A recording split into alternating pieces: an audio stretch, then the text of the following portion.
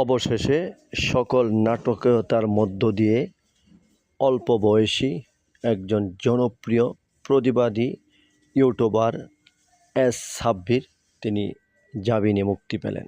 গতকালকে তাকে জামিন দেওয়া হয়, তিনি জামিন পেয়ে তিনি এখন মুক্ত হয়েছেন এবং তার জন্য আমরা শুভকামনা, তার জন্য সে যেন আবারও যেন এই মুক্তিযুদ্ধের পক্ষে, স্বাধীনতার পক্ষে ভিডিও বানায়, সেই আশা কিন্তু তার কাছ থেকে দেশের মানুষ চায়।